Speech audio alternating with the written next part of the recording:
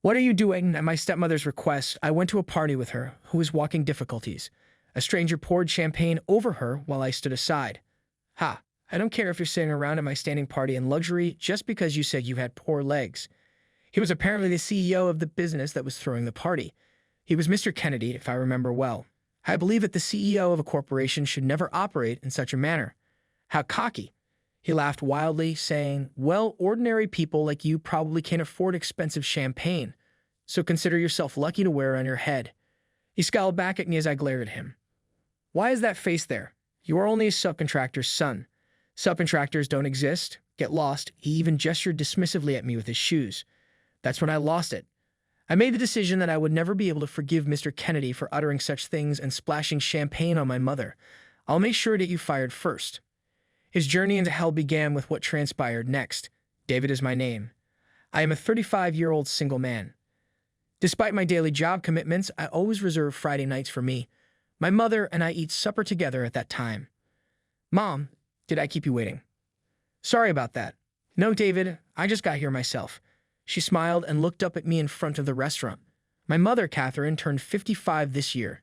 Her face had more wrinkles now, but her kind eyes hadn't changed, and she still carried her cane in her right hand. She was born with a disability in her legs, so her cane is an essential part of her daily life. But the truth is, she's not my biological mother. Let me start from the beginning. When I was old enough to remember, I was living with just my father. I went to daycare, and most of the time it was mothers who came to pick up the other kids. But for me, it was always my father arriving late after work in his suit. My friends naturally talked about their moms, but I couldn't even imagine what having a mother was like. "Dad, why don't I have a mom?" When I asked him that, he looked pained and said, "I'm sorry, David. I'm so sorry." Seeing his expression, I could sense something was wrong, and I couldn't bring myself to ask further. When I was about 5, I learned from my grandmother that my biological mother had abandoned me and my father right after I was born. She had run off with another man. I had suspected as much, but knowing that my own mother had forsaken me left a scar on my heart. When I had been in elementary school for a little while, my father approached me nervously. "David, there's someone I'd like you to meet." "Someone you want me to meet." That's when he introduced me to a woman named Catherine. At the time, my father was about 35 years old, the same age I am now. Catherine was 27. "David, I'm thinking of marrying Catherine here. She'll be your mother. Is that okay with you?" "Okay with you." I was taken aback. It wasn't surprising considering I had never had a mother in my life, and suddenly I was being told I'd have one. There was also something I was curious about. "Why do you use a cane, miss?" Looking back, it was rude to ask that question right off the bat, but back then, I was just a little kid. "Nice to meet you, David. I was born with a disability in my legs. I can walk with a cane, though. Would you mind having a mother like me?" Catherine spoke with a hint of uncertainty, but I shook my head. "No, I'm happy to have a mom." "Great. If David is okay with it, let's shake hands to say, looking forward to living together from now on." But we shook hands. I remember how soft and warm her hand felt. After that, my father brought me to meet Catherine a few more times. Each time she made me homemade snacks or helped me with my studies. I grew fond of her and gradually found myself talking to her more easily. 6 months after we met, my father and Catherine got married. It was my father's second marriage, Catherine's first. They worked at the same company, which is how they met. Catherine didn't want a lavish wedding, so they simply took a commemorative photo instead. Even as a child, I was struck by how beautiful Catherine looked in her wedding dress. That photo of the 3 of us as a family is still displayed on my desk today. My father smiling warmly at Catherine with a shy expression, and me in my school uniform looking a little nervous. It's a happy family photo. The 3 of us started living together. For a while, I called Catherine Miss instead of Mom. It felt a bit awkward and embarrassing to call her Mom at first, but neither she nor my father pressured me about it. Catherine continued working while also taking care of the household. She was especially skilled at cooking, and for me who had been eating my dad's limited menu, her meals were like a dream come true. "Miss, can I have seconds on the hamburger steak?" "Of course. I'm so happy you like it." She always smiled kindly, and I gradually opened up to her. I even started talking to her about what was happening at school. A little over a year after Catherine came into our lives, Mother's Day came around at school. We had a class project to draw a picture for our mothers and give it to them as a gift. I worked hard to draw Catherine's smile. I also wrote, "Thank you, Mom," but I felt a bit nervous about giving it to her.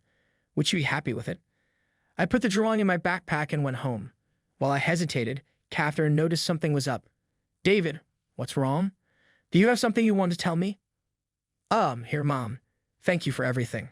When I handed Catherine the drawing, her eyes widened, then tears began to stream down her face in large drops. "You're calling me Mom? I'm so happy." "Thank you." Overwhelmed with emotion, she pulled me into a hug. "Can I call you Mom from now on?" "Of course." My dad watched us with a joyful smile. My dad was there, and my mom was there. I was happy with that life. Dad continued to shower me with affection, and Catherine, no mom, supported me with care and discipline when I needed it. I cherished this ordinary family life more than anything. However, that simple happiness didn't last long. One day, my father suddenly collapsed at work.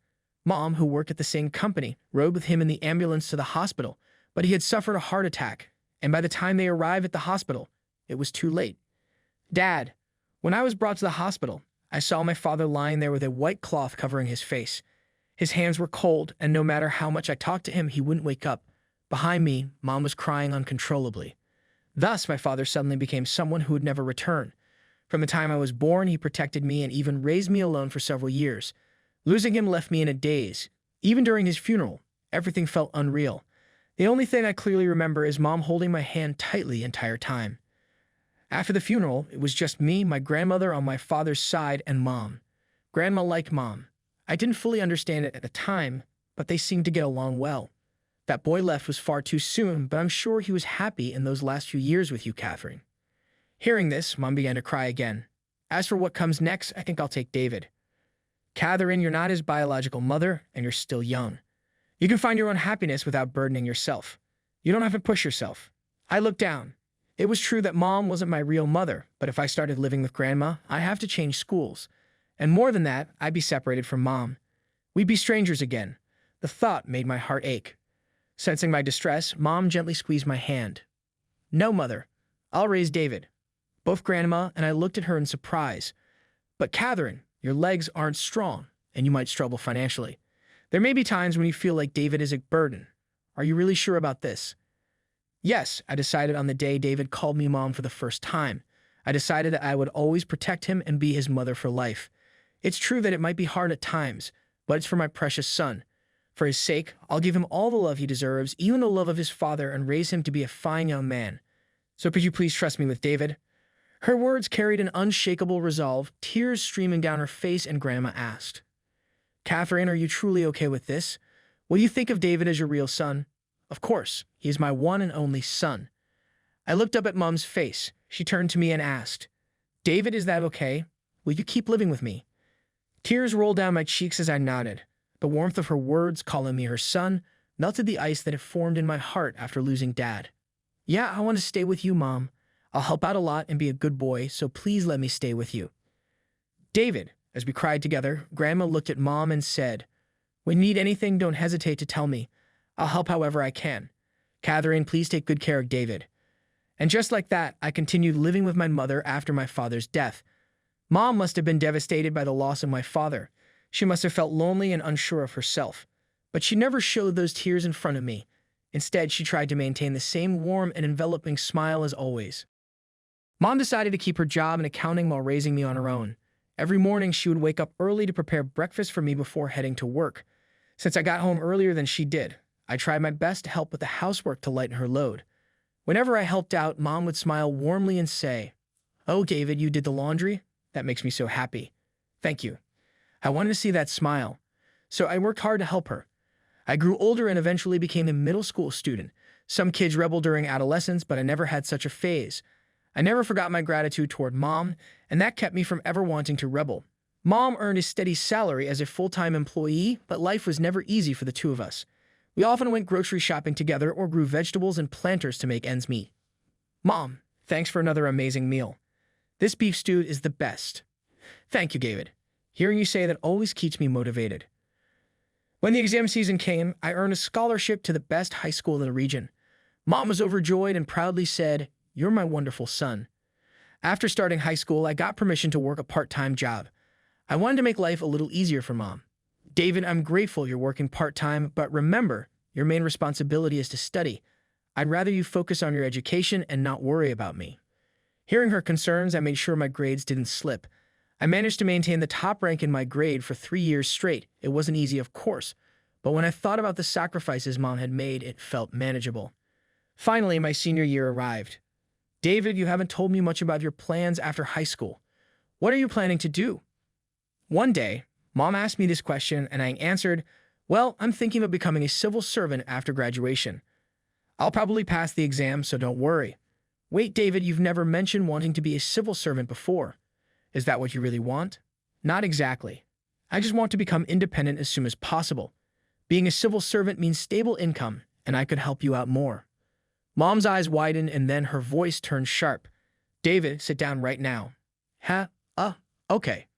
It was rare for Mom to show anger, but at that moment, she clearly was. I nervously sat and looked up at her. David, children should never hold back for the sake of their parents. Your teacher told me you're an outstanding student who can get into any college. Don't you really want to go to college? I hesitated. The truth was, I didn't want to go to college and study something I was passionate about, but that would mean living on my own and paying for tuition, which I knew would be a huge financial burden. But college costs too much, and I don't want to. I know you're thinking about me, and I appreciate that. But don't forget that I think about you just as much as your mother. Mom left the room and came back with a bank book, placing it in front of me. This is your father's inheritance. I've kept it untouched all these years. Inside the bank book was a savings balance of several tens of thousands of dollars. David, I've been saving money for your college education as well. With this inheritance and my savings, you'll be able to go to college. So please go when you want to attend. That's the wish of both your mom and your dad in heaven. Mom spoke with tears in her eyes. Mom, are you really sure about this? Of course I'm sure, David. Make your mom proud. Thank you, Mom. Thank you so much. I'll never forget this kindness. Mom smiled warmly and said, kindness? That's such an exaggeration. From that point on, I threw myself into my studies and was accepted into one of the top colleges in the country. When I started college, I left home to live on my own. On the day I moved out, Mom looked at me with deep emotion and said, David, you've grown so much. When we first met 11 years ago, you were so small, and now you've grown into such an impressive young man. Leaving the house makes me a little sad, but there's nothing that makes me prouder. Do your best at college and stay true to yourself. My chest swelled with emotion as I said, Mom, I'll come back often. When I do, let me have some of your cooking, okay? Of course, I'll make your favorite hamburger steak anytime. With that, I began living apart from Mom and worked hard at my studies. During my time at college, I found myself torn about a new challenge.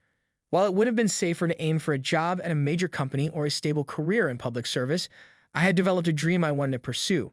When I brought this up during one of my visits home, Mom told me, of course you should go for it, David. You only live once. You have the strength and talent to make your dreams come true. Take the chance. I'll always be your biggest supporter. Her words gave me the courage to commit to my dream. Looking back, Mom had always been my greatest ally, always believing in me. The fact that she chose to take me in after my father passed away and dedicated the rest of her life entirely to me, I could never thank her enough. Because of her, I had been able to keep moving forward with all my strength. Time passed, and I became a working adult. Although Mom and I lived separately, we stayed within visiting distance. We made a habit to have dinner together every Friday. This is the story of the path Mom and I have walked together. It's been 28 years since we first met. Even now, Mom and I share a close bond over dinner. One Friday, Mom said, David, there's going to be a work-related party soon. Really? That's rare for you, Mom. Currently, Mom works as the head of accounting at a small company. It's the same company she worked at when she met Dad. Her long years of dedication have been recognized, leading to her promotion. All department heads and above are invited. It's hosted by the company we contract with, and they said we can bring family if we're attending alone. David, would you come with me? Are you sure it's okay for me to go? I want to secretly show you off to my colleagues. I want them to see how amazing my son has become. Mom said with a playful wink. If you put it that way, I'll gladly join you. When's the party? Next Sunday. Thanks for agreeing. And so we made plans to attend the party, and I returned to my place. On the day of the party, I arrived at the venue. In front of the entrance, Mom stood in an elegant party dress alongside a man in a suit. Sean, it's been a while. David, you've grown into such an admirable man. Sean was Mom's supervisor, the managing director of her company. I'd heard he had been one of Dad's junior colleagues. After Dad passed away, Sean had been a significant source of support for Mom as she chose to continue working at the company. I trusted Sean. Thank you for always looking after my mother. Well, I just worry about her with her leg condition. Mom patted playfully and said, I told you I'm fine, but you're such a worrywart. Ah, sorry about that. But now that David's here, I don't have to worry anymore. Sean and Mom seemed close. I had long suspected that Sean, a bachelor, had feelings for my mother. Mom also seemed happy whenever she talked about him, and I wondered if they had mutual feelings for each other. However, I believe their lack of progress might have been because they were being considerate of me. Out of respect for Mom's decisions, I had never interfered in their relationship, but deep down, I hoped things would work out between them. As we entered the party venue, the lively standing buffet was just getting started. Sean guided Mom to a seat in a quiet corner of the room where she sat down. "I'll grab us some drinks," I said, and went to the drinks section to grab 3 glasses of white wine. While there, I also picked up some light snacks like cheese and olives. As I returned to where Mom and Sean were seated, I noticed from a distance that someone was standing in front of them. It was a middle-aged man, large in stature, dressed in an expensive-looking suit. To my shock, he dumped the contents of his champagne glass over Mom's head. "What are you doing?" I pushed my way through the crowd to reach them. Mom's hair was dripping wet, her bangs clinging to her face as water dripped down. Sean, who had been away for a moment, returned, his eyes wide in disbelief. "And who might you be?" "I'm her son. Why on earth would you do something like this?" "Ha, sitting comfortably at my standing party, acting like you own the place. I don't care if she claims her legs are bad. That's no excuse." Apparently, this man was the CEO of the company hosting the party. His name was Mr. Kennedy. I was about to get up, but he poured the champagne before I could. "My mother looks like she's about to cry. As a company CEO, don't you think this behavior is utterly inappropriate?" "What a cheeky little brat. Commoners like you probably can't afford this expensive champagne, so consider this an honor." As I glared at Mr. Kennedy, who was laughing loudly, he glared back at me. "What's with that face? You're just the son of a subcontractor. Subcontractors are nothing but dust. Blow them away and they're gone. Now, you got out of here." He even made dismissive shooing gestures. At that moment, I completely lost my temper. I made up my mind not to let Mr. Kennedy get away with pouring champagne on my mother and saying such cruel things. "Let's start with getting you fired." Mr. Kennedy exchanged glances with his entourage before bursting into laughter. "You think you can get me fired? Go ahead, try if you can, you little punk." His expression was full of arrogance and confidence. Without a word, I calmly took out my phone and dialed a number. "Hello, Mr. Kingston. It's me. Sorry to call you out of the blue, but I'm afraid we'll have to cancel this deal." "Yes, it's because of your CEO, Mr. Kennedy. He poured champagne over my mother and told her to get lost." After finishing the call, I hung up. Mr. Kennedy stood there, his mouth agape, staring at me. "Kingston, that's the name of our group's chairman?" Almost immediately, his phone, tucked into his chest pocket, began ringing. "No, Mr. Kingston, that can't be." Mr. Kennedy fumbled and dropped his phone, his entire body trembling as he looked at me with fear in his eyes. "Oh, what's your name?" "My name is David. I'm the CEO of a company called DC Corporation." When I said that, Mr. Kennedy's face turned pale as he opened his mouth. "DC Corporation? You mean the giant company that just decided to partner with us? That DC Corporation?" "Yes, that's correct."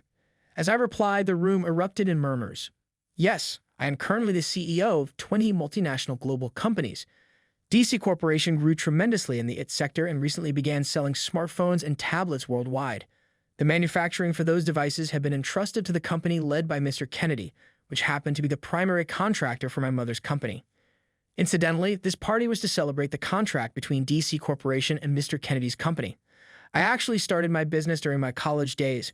My mother gave me a push and supported me, turning her support into motivation. I kept working hard and gradually grew Company D, which started as a small business, into something much bigger. Now Company D has become a global corporation. As a company CEO, shouldn't you at least recognize the face of the CEO of a major client?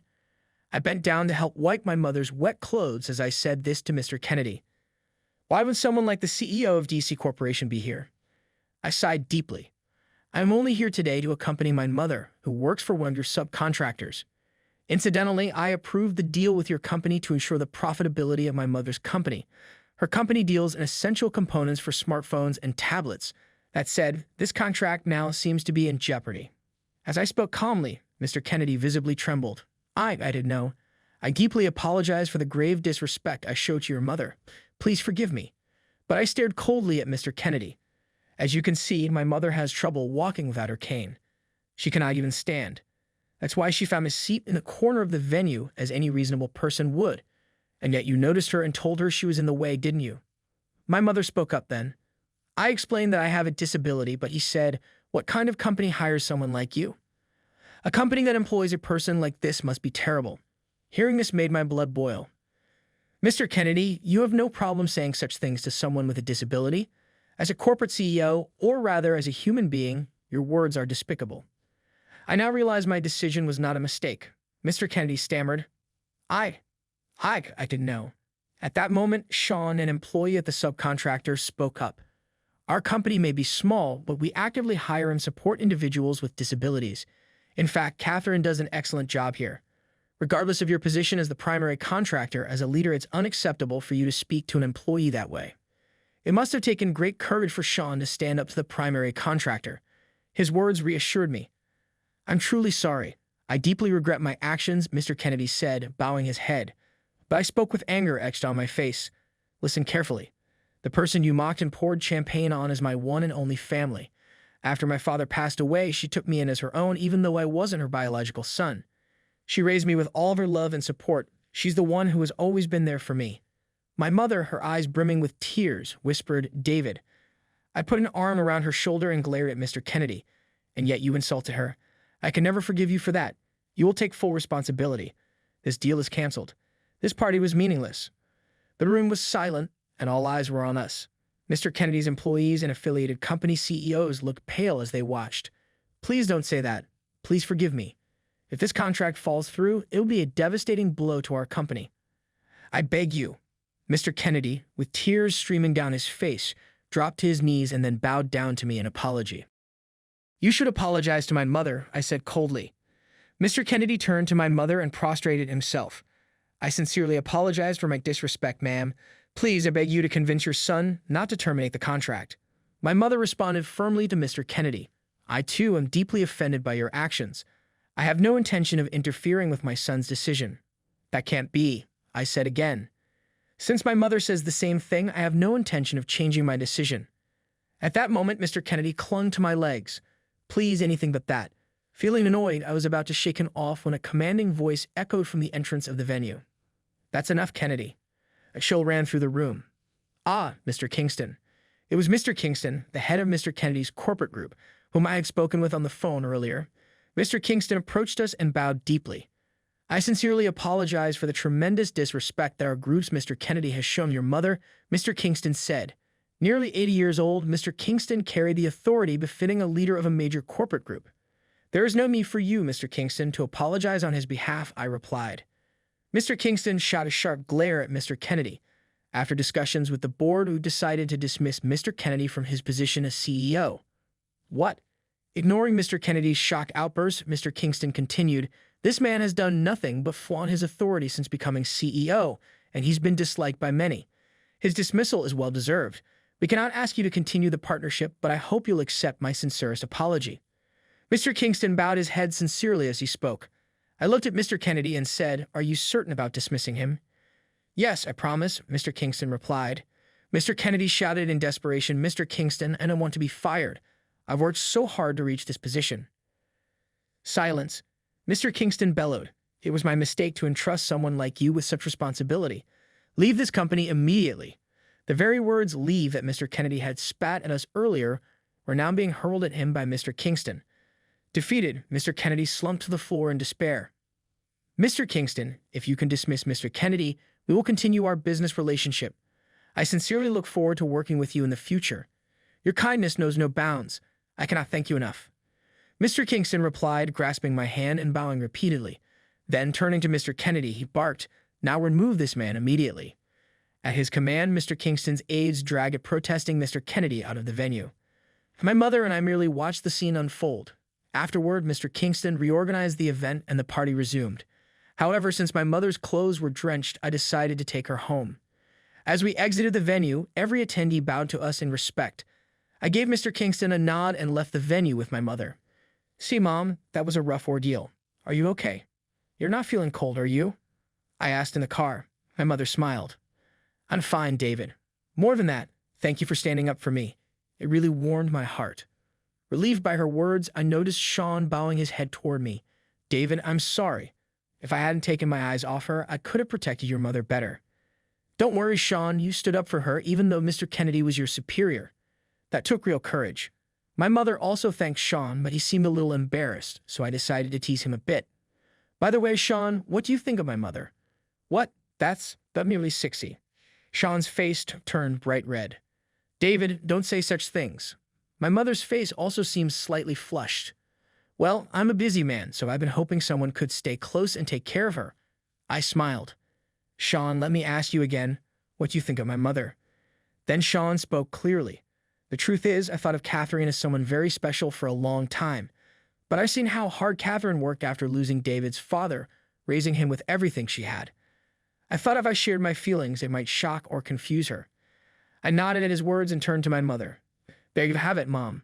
What's your answer to Sean? My mother looked confused as she glanced back and forth between Sean and me. She seemed unsure of what to say. Sensing her hesitation, I spoke gently. Mom, it's okay for you to be happy. You've done so much for me, always putting me first, always trying to be the best mother you could. But I'm okay now. It's your turn to find happiness. If you care about Sean, I want you to take his hand and be with someone who values you. My mother's eyes glistened with tears as she replied in a trembling voice, I also think of Sean as someone very dear to me. Sean, may I take your hand? Sean's face lit up with joy as he exclaimed, Of course. I smiled as I watched the two of them clasp hands. This is what happened afterward. Mr. Kingston kept his promise and officially dismissed Mr. Kennedy from his position. Having been removed from the company, Mr. Kennedy became a shadow of his former self. It is said that he squandered his wealth during his tenure, leaving him with little savings. His wife divorced him, his children abandoned him, and now he lives alone, shut away in his home. It seems he'll spend the rest of his life in isolation, unable to find another job. Yet I feel no sympathy for him. As for me, the smartphones and tablets our corporation launched were a huge success, and the company continued to grow rapidly. I now travel the world as a busy CEO, overseeing our global operations. Despite my hectic schedule, I don't worry much about my mother. That's because Sean is by her side. The two of them got married, and my mother moved into Sean's apartment, where they now live together. Sean is completely devoted to her, which gives me great peace of mind. One day, while I was at work, my phone rang. David, how are you doing? I'm doing fine, Mom.